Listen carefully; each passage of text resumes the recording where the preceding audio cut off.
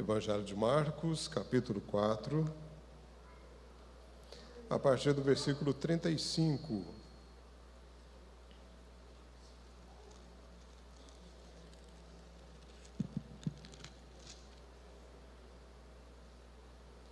Marcos, capítulo 4, versículo 35 até o versículo 41.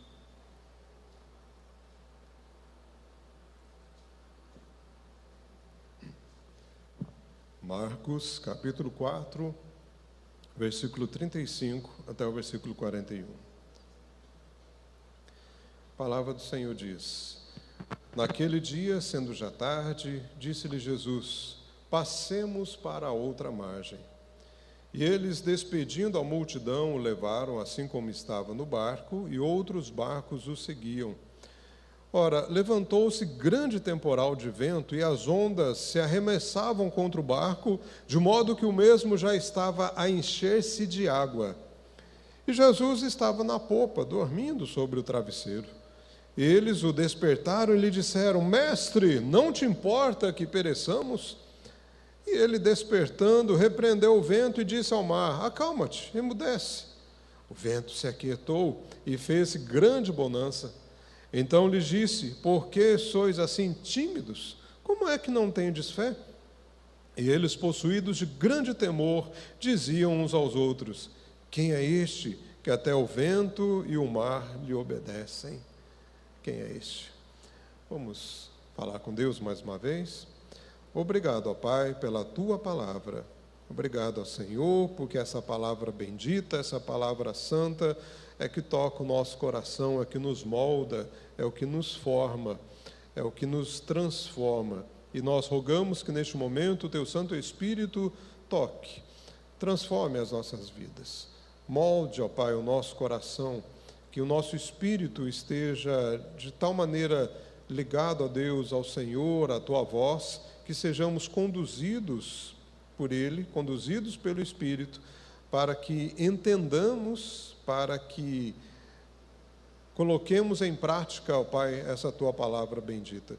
Em nome do Senhor que oramos. Amém. Amém. Sem dúvida nenhuma, atravessar o Mar da Galileia não é tão difícil assim. Se você teve oportunidade, ou se um dia tiver oportunidade de visitar Israel, com certeza o guia turístico ou a empresa turística vai te levar para o Mar da Galileia. Dizem que é muito bonito, e você pode ver da internet que de fato tem o nome de mar, mas é um grande lago, formado pelo próprio Rio Jordão, então é água doce, e muito rico em peixes. Por isso, desde a época de Jesus e até mesmo antes disso, eram muitos os pescadores que ali viviam e tiravam a sua fonte de renda. O Mar da Galileia, na sua parte mais larga, tem cerca de 10 quilômetros, e no seu comprimento, a parte maior, cerca de 20 quilômetros. Quando na Bíblia você olha assim: e atravessaram o Mar da Galileia, nós estamos falando então desses 10 quilômetros. 10 quilômetros de carro, tranquilo. 10 quilômetros de bicicleta, também. 10 quilômetros para os nossos corredores aqui, profissionais e amadores, sem problema, não dá nem para cansar. De barco é um bom passeio, se a tempestade não começar. Dizem que a chance de dar tempestade no Mar da Galileia é de 1%. A chance de acontecer uma tempestade. Porém, esse 1% que pode ser que aconteça, a chance de sobrevivência é quase que menos que isso. Porque o Mar da Galileia, na verdade, é um grande lago cercado de não montanhas grandiosas, mas de um certo acidente geográfico, né, de alguns montes. Então, quando a corrente de vento entra por ali, ela tem dificuldade para sair. E então aquele lago se torna como um liquidificador. O vento fica preso, vai indo contra a água, e as ondas realmente ficam gigantes, ficam bravias, e não tem escapatória. É como se batesse de uma margem para outra, E não dá para saber quando vai acabar. Quando que o vento vai acabar a sua fúria, a sua força? Quando que o mar vai parar com as suas águas tempestuosas?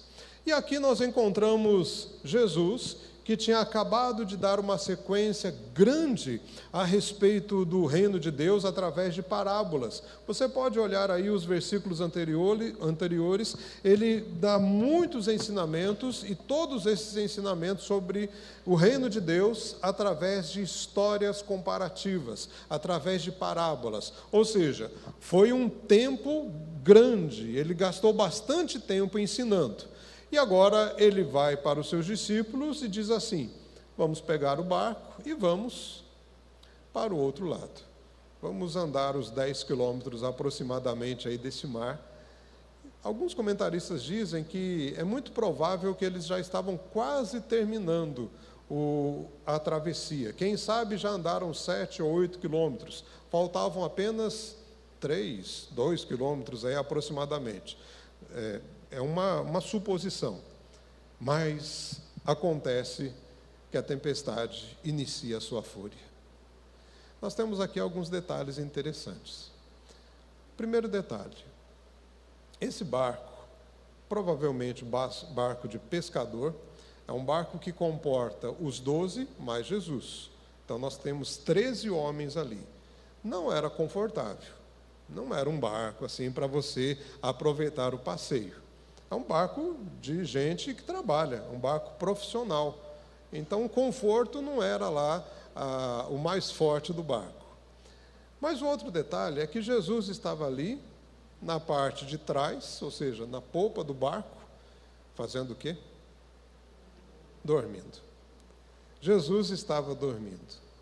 E aqui a gente percebe sobre a humanidade de Jesus. Ele estava dormindo porque ele estava cansado. Ele cansou porque ele se desgastou pelo tempo que ele teve ensinando o povo. Se você é professor, você sabe muito bem do que eu estou falando. Você gasta aí 4, 5 horas por dia ensinando crianças, ensinando adolescentes, ensinando jovens e até mesmo adultos, e então nós sabemos o quanto você cansa. Jesus aqui provavelmente fez um discurso de 3, 4 até mais horas, e como é um ser humano, porque é Deus, mas é humano, ele está cansado, e então ele entra naquele barco e repousa no barco, ele vai dormir nesse barco. E os discípulos ficam desesperados, porque o barco começou a encher d'água por causa da tempestade. Muitos desses discípulos eram homens experientes, eles sabiam disso, eles sabiam que podia, 1%, mas podia acontecer a tempestade, e se por acaso acontecesse a tempestade, era muito difícil sobreviver. E agora eles estão nessa situação. Você pode olhar para esse texto também, às vezes, como a sua vida, como a nossa vida. Às vezes nós tomamos rumos, decisões, caminhos normais, corriqueiros, rotineiros, mas de repente a tempestade nos visita, de repente os ventos fortes nos assolam, de repente as ondas não nos dão mais segurança, porque elas estão a ponto de engolir o próprio barco. A jornada parecia tão tranquila, faltava tão pouco, e agora o que fazer? E de repente alguém se lembra que o mestre está ali. E aí é que vem outro detalhe. Quando os discípulos chamam o mestre, eles não chamam com delicadeza, mas eles chamam o mestre: o Senhor não se importa, o Senhor não liga para nós. Da mesma forma que às vezes nós estamos em situações difíceis e aí falamos: Deus, aqui, o Senhor não está vendo a situação que eu estou passando? Mas sabe o que me chama a atenção em todo esse texto? É que Jesus dormia com um travesseiro. Eu sempre fiquei pensando em algumas situações, quando ouvia a mensagem de pregadores, ou até mesmo quando li esse texto, o que esse travesseiro estava fazendo lá? Por que tem um travesseiro no barco? Há duas possibilidades. A primeira possibilidade é que o travesseiro era tipo um almofadão, que era colocado lá para que viajantes nobres pudessem ter um pouquinho mais de conforto. Então, você tem o barco, tem o timoneiro, tem os remadores, e você tem um local que normalmente ficava na parte de trás para alguém importante, para alguém nobre, e está lá o almofadão para que ele não sentasse na madeira pura, né, na madeira dura. Essa é uma possibilidade. Eu não acho que seja essa a mais forte. Por quê? Porque era um barco de pesca. O pescador não ia preocupar muito em transitar pessoas importantes, e pessoas importantes não escolheriam muito bem barcos de pesca para fazer tais travessias. Então, a outra possibilidade, creio eu que seja a mais forte, é que era um travesseiro, uma almofada para o timoneiro, para aquele que ficava responsável pela guia do barco, né, pelo timão. Mesmo que era um barco simples, né, mesmo que era um barco pequeno, mas precisa ter um guia, senão o barco não chega a lugar nenhum. Para que o guia tivesse um pouco de conforto. Aí agora eu fico imaginando, os discípulos entram nesse barco, o responsável pela guiar o barco vai ficar sem travesseiro, sem almofado, porque Jesus pegou ele e deitou para poder fazer o equilíbrio entre o ombro e a cabeça, porque você sabe que o travesseiro serve para isso. O travesseiro unicamente serve para que quando você deitar de lado, você não fique com a cabeça pendurada. Então você põe o travesseiro para que a cabeça fique nivelada. E Jesus, cansado, pega aquela almofada, pega aquele travesseiro e vai dormir, e vai deitar. Eu gostaria de analisar esse texto a partir do travesseiro de Jesus. O travesseiro de Jesus não fez um milagre, mas o travesseiro de Jesus ofereceu repouso para aquele que fez milagre. A partir do travesseiro, nós podemos perceber aqui alguns acontecimentos, algumas ações. Então, parto da perspectiva que o travesseiro está ali porque evidencia, sim, a humanidade de Jesus. Jesus é Deus, Jesus é Senhor, mas é homem e cansou. Ele pega o travesseiro e repousa. O travesseiro de Jesus deu repouso para aquele que nos dá segurança. O travesseiro de Jesus oferece repouso para aquele que nos oferece segurança. O versículo de número 39 diz assim: ele, despertando, repreendeu o vento e disse ao mar: acalma-te, emudece. O vento se aquietou e fez-se grande bonança. Nós temos o Senhor Jesus repousando no travesseiro, é despertado e precisa largar o travesseiro, e diz aqui que ele se levanta e diz ao vento: acalma-te, emudece. Nesse texto você vê somente 3 frases de Jesus, 3 frases vão aparecer aqui, e essas 3 frases é que vão nos dar a base para a mensagem de hoje, e essa é a primeira base, esse é o primeiro fundamento. A palavra de Jesus nos dá segurança. O travesseiro trouxe repouso para Jesus, e é Jesus que nos oferece completa segurança. É interessante que, apesar do mar bravio, apesar das ondas, apesar de todo o vento, Jesus repousava tranquilamente.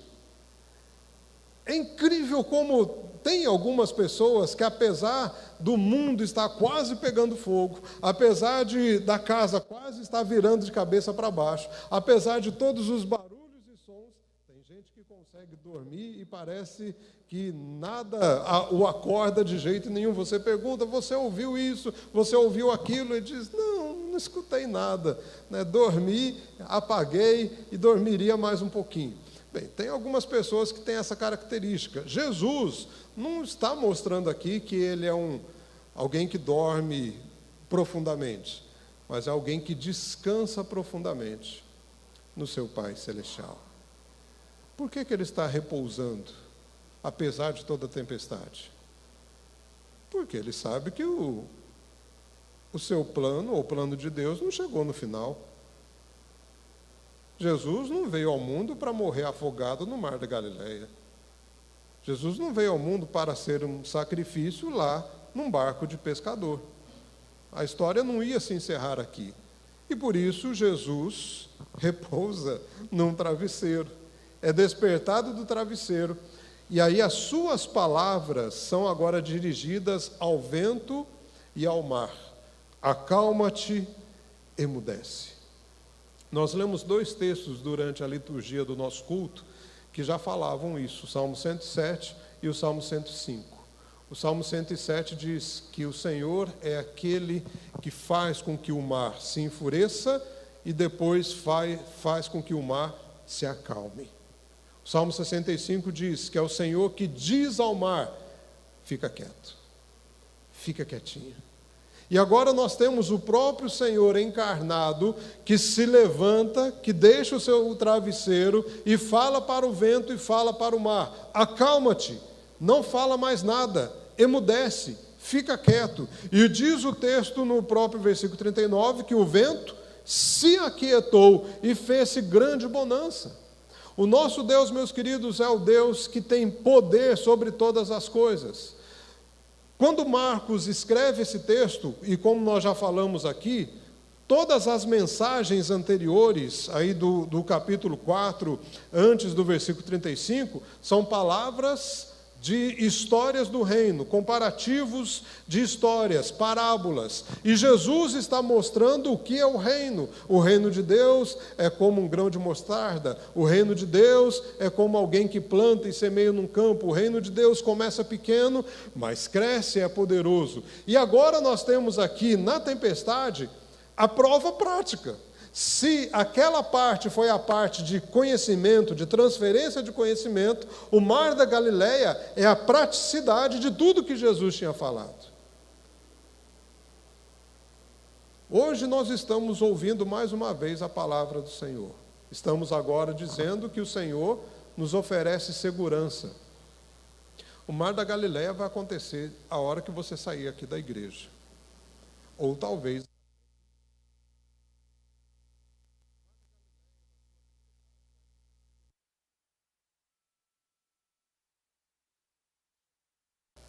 vai acontecer quando você ir, quando você voltar, quando você estiver na sua casa. As tempestades da vida acontecem em todo momento. Não dá para saber quando vão começar. É como a tempestade no mar da Galileia. Não dá para saber quando vai começar. Nós não sabemos quando vai acometer diante de nós um acidente, quando vai acontecer alguma coisa fora do nosso controle, um terremoto, um maremoto, um tsunami. Apesar de todo o avanço científico, ainda não temos como prever com exatidão isso ou aquilo. Nós não temos condição de prever nem sequer se vai chover ou não. Chances de chuva, chances de não chuva. Tempestades a gente não prevê. Situações difíceis a gente não tem como prever. Mas nós podemos ter certeza, não é previsão, certeza de que nós temos um Deus que nos dá segurança, apesar de qualquer tempestade. Ah, pastor, então qual que é a reação que os discípulos tinham que ter? Ficar tranquilo. Ah, mas o vento estava forte, o mar estava agitado. Fica tranquilo, o Senhor que manda no mar está ali. Aquele que tem voz de autoridade e fala para o mar e para o vento ficar quieto, estava ali. E agora, isso nos traz uma grande responsabilidade. Significa que apesar de qualquer tribulação que você enfrente hoje, amanhã, durante a semana, até o final do ano, ano que vem, seja lá quando acontecer, você já sabe que o Mestre está com você, que Jesus está com você. E que mesmo se ele estiver repousado num travesseiro, ele não vai deixar de dar segurança para você. Só a presença de Jesus ali era garantia para os discípulos ficarem tranquilos. Ao invés deles acordarem o mestre e falar, mestre, e alguns comentaristas dizem que essa palavra mestre foi irônico. Alguém chamou ele de mestre, quer dizer, o Senhor que sabe tudo, o Senhor não se importa com a gente, não? O Senhor que é mestre, não está se importando com a gente? nós já sabemos. E a reação dos discípulos tinha que ser: vamos ficar tranquilos, o Mestre está aqui. Ele falou lá que tudo vai dar certo. Ele está aqui. O Senhor é aquele que está no nosso barco. Mesmo que o nosso barco seja de um pescador simples, que a única coisa de conforto é uma almofadinha para o timoneiro e que Jesus ainda pega para deitar. Mas se Ele está aqui, que Ele use o travesseiro, que Ele use o remo, que Ele use o barco, Ele nos dá segurança. É a presença dEle que nos dá segurança. Não se preocupe com as inseguranças que o mundo te dá, com as tempestades que te visitam. O Senhor está conosco. Ele nos dá segurança. Meu querido, a segunda base que nós vemos aqui a partir do travesseiro de Jesus é que o travesseiro de Jesus deu repouso para quem nos dá oportunidade de crescimento na fé. A outra palavra de Jesus que aparece no texto é o versículo 40. Então lhes disse: por que sois assim tímidos? Como é que não tendes fé? A palavra tímido aqui tem a ver com medroso, covarde. Se você é do time dos tímidos, que tem dificuldade um pouquinho de relacionar, não se preocupe. Não é isso que Jesus está falando. Ele está falando daquele que não tem coragem de crer.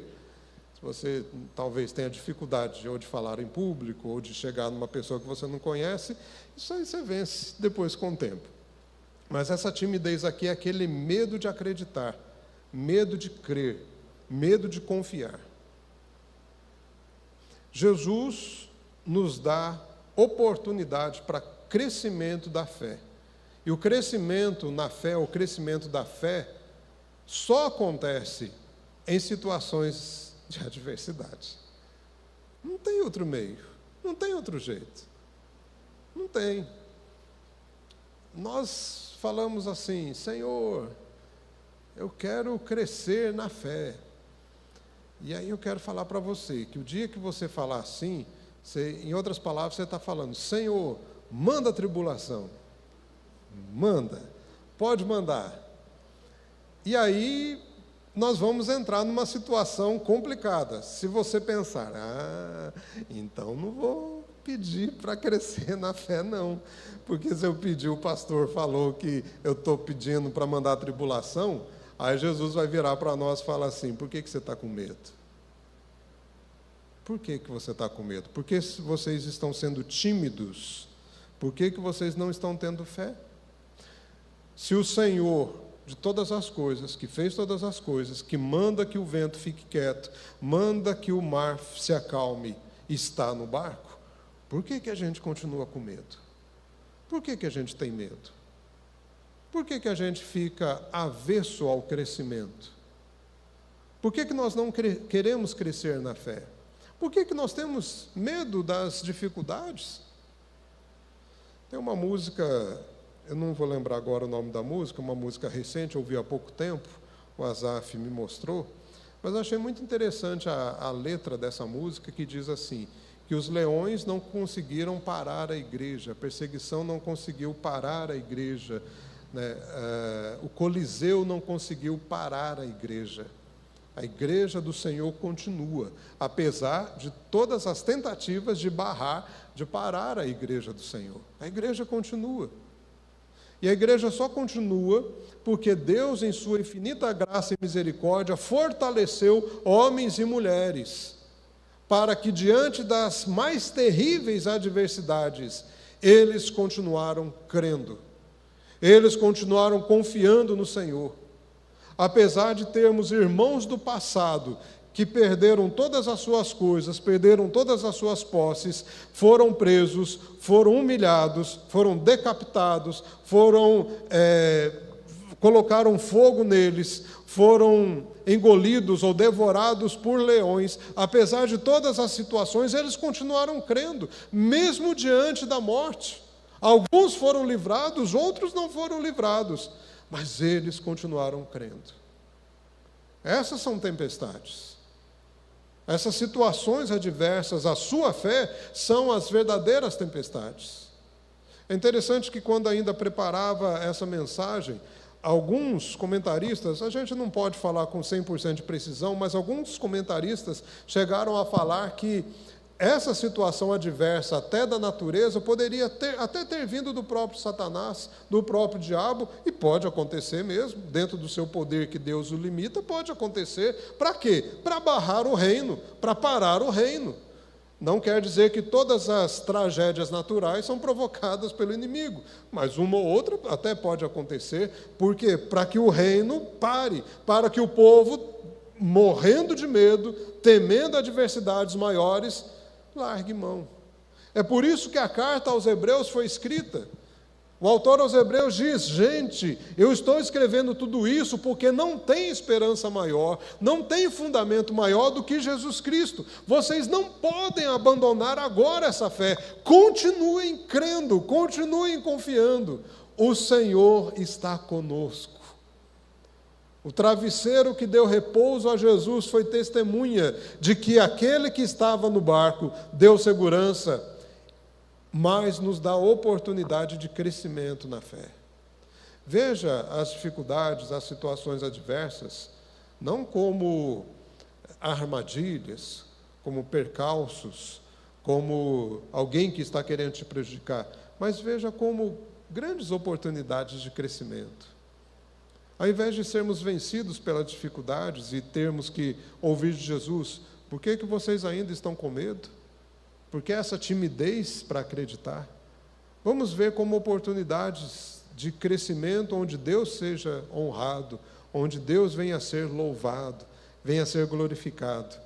E nós, crescendo, nos abaixando diante do Senhor.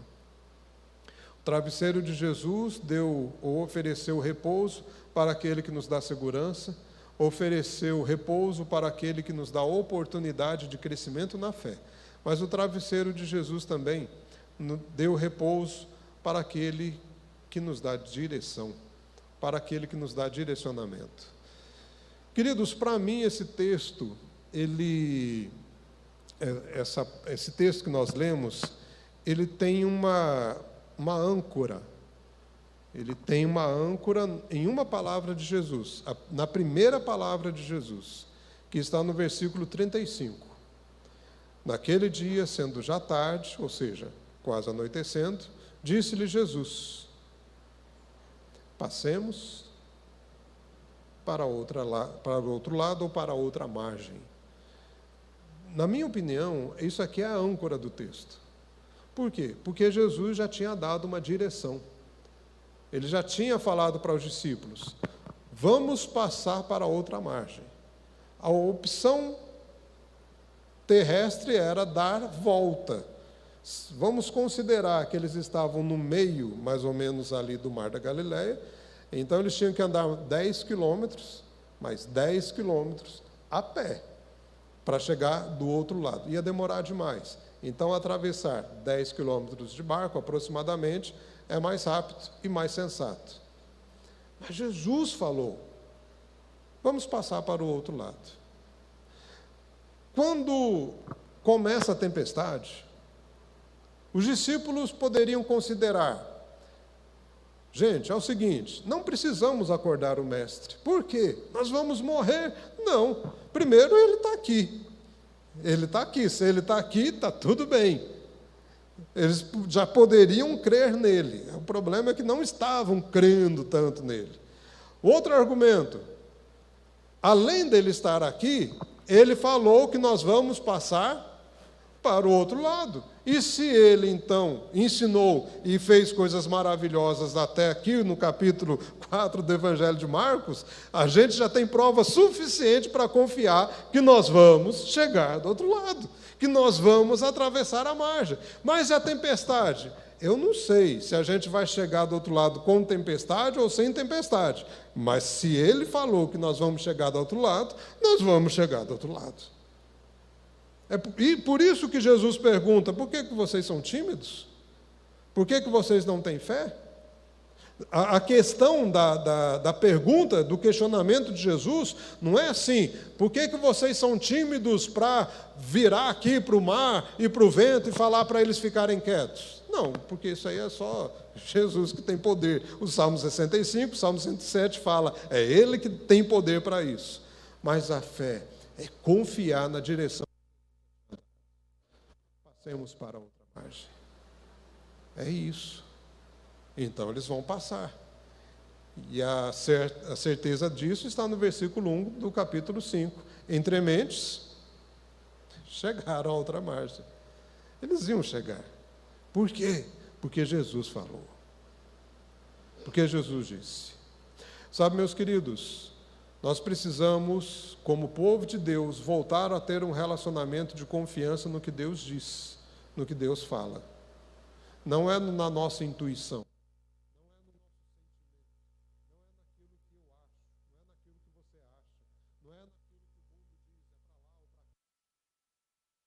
De ser econômico, pluviométrico, seja lá o que for, vai falar para você. É no que Deus diz na sua palavra. Todas as palavras, sejam elas científicas, sejam elas de sábios, podem nos ajudar, mas nunca vai nos dar 100% de certeza. Nunca serão 100% confiáveis.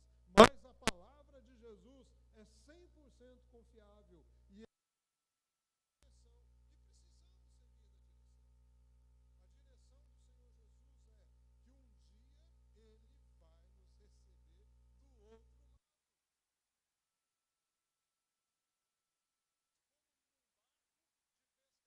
atravessando o mar da Galileia, mas um dia a gente vai chegar lá. Um dia a gente chega do outro lado, com Jesus e sendo recebido pelo próprio Senhor Jesus. Enquanto isso, fazemos as nossas pequenas jornadas por aqui, enquanto fazemos essa grande travessia. As jornadas do dia a dia, da rotina, do trabalho, da escola, do lar, das suas questões pessoais, mas todas elas precisam ter uma única direção, e essa direção é o que o Senhor tem falado. Isso quer dizer que, como povo, como igreja, o Senhor está nos levando até a presença plena dEle, sendo presente já conosco, Ele não nos abandona. Mas, particularmente, Ele tem trabalhado com cada um de nós, dizendo: larga essa vida de ilusão. Larga isso. Larga essa vida de faz de conta. Larga essa vida de falta de compromisso. Larga essa vida de falta de integridade, falta de entrega. Larga isso. Por que você ainda está sendo tímido? Por que você ainda não tem coragem de crer em mim e que a minha presença é suficiente para você? Quando a gente começa a ouvir a palavra de Jesus, que Ele está nos conduzindo em um caminho, uma direção melhor, a vida fica tão mais colorida, tão mais leve, tão mais cheia de significado. É isso que Ele diz em Mateus capítulo 11. Vinde a mim todos os que estão cansados e sobrecarregados, eu vos aliviarei. Aprendei de mim, tomai o meu jugo. Por quê? Porque eu sou manso e humilde de coração. Vocês vão achar descanso. Jesus está dizendo assim: a vida está te cansando? Você está cansado da vida? Larga esse jugo e toma o meu jugo, toma a minha direção, toma o que eu estou dizendo e insistindo para você, insistindo no seu coração. Larga todas essas grandes preocupações. Para que ficar com medo do que vai acontecer amanhã? Por que vai ficar com medo? Porque mesmo se a tempestade vier, a segurança sou eu quem dou. E mesmo se a tempestade vier, é oportunidade de você crescer crendo em mim. Então, escuta a minha voz e segue na direção, porque nós vamos chegar do outro lado. Queridos, o travesseiro de Jesus deu repouso para quem nos dá segurança, deu repouso para quem nos deu oportunidade de crescimento da fé, e dá repouso, ou deu repouso para quem nos dá direção. Agora, o mais significativo disso tudo é que o travesseiro ofereceu um repouso temporário para Jesus, mas Jesus deu de si mesmo para que nós tenhamos um repouso eterno, um descanso eterno. O próprio autor aos Hebreus diz que ainda nós não chegamos no descanso, mas Jesus está sendo o nosso travesseiro, está sendo aquele que nos afofa, aquele que nos conforta, nos conduzindo para este repouso, onde será o lar glorioso. Por isso que nós cantamos, Jesus um dia vai vir. Por isso que nós cantamos, Maranata, vem Senhor Jesus, aguardamos por isso. Enquanto isso, vamos no barquinho, mas na certeza de que Jesus está conosco, se deu por nós, se entregou por nós, por amor a nós. Não somos merecedores da presença dEle, não somos merecedores de seu favor, não somos merecedores da sua graça, da sua salvação, não merecemos, mas Ele entra, Ele vem no nosso barco, Ele nos pega, nos coloca ali e vai perguntar, por que você ainda não acredita em mim? Por que você ainda está com medo? Escuta a minha voz, nós vamos chegar do outro lado, eu mostro o caminho. Meu querido, eu não sei quais são as questões particulares que ainda te atrapalham em confiar 100% em Jesus. Mas eu sei que você pode confiar, o Mestre está conosco. Mesmo que as tempestades acontecerem, mesmo que o barco esteja já enchendo de água, e eu fico achando muito interessante como que Jesus podia dormir no travesseiro com um barco enchendo de água. Nem a água molhando Jesus acordou, tamanha segurança que ele tinha no plano do Pai. Não importa o tanto de água que entra no seu barco, não importa o tamanho da onda, não importa o barulho do vento. Aquele que está com você é maior que tudo isso, é mais poderoso que tudo isso. Nos dá oportunidade de crescimento, nos dá segurança e nos dá direção. Precisamos parar de ouvir tantos barulhos, tantas tempestades, tanto a nós mesmos, e ouvir a direção do Senhor. Feche seus olhos, vamos falar com Deus. Obrigado, ó Pai, pela Tua palavra. Obrigado, ó Deus, pela Tua direção. Obrigado, ó Pai, pelas oportunidades de crescimento que o Senhor nos oferece.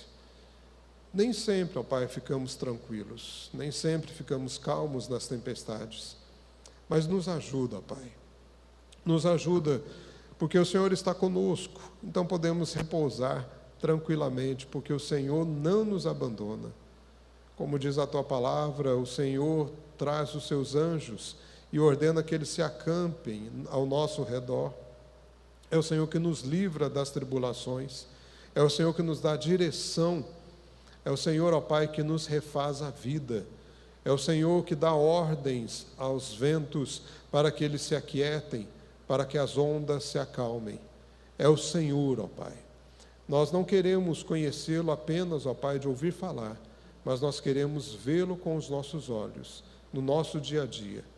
Ó Pai bendito, que nós tenhamos oportunidades de crescimento na fé.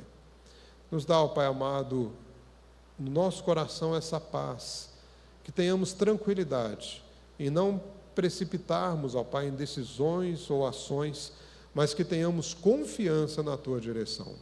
Sustenta aqui o Teu povo, livra-os, ó Pai, de seus medos, de seus anseios, livra-os, ó Pai, de suas preocupações, traz a segurança a cada um dos Teus filhos e filhas.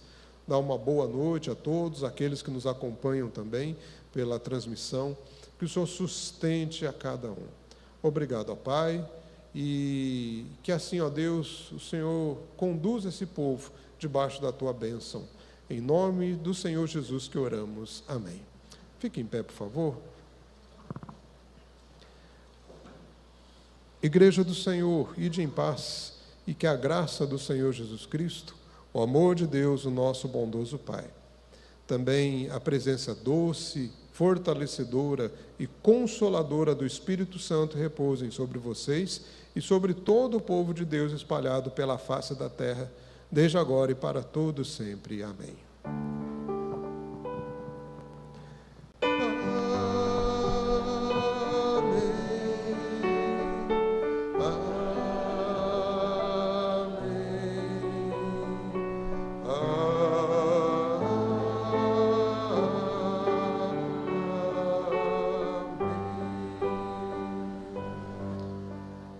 Pode se assentar.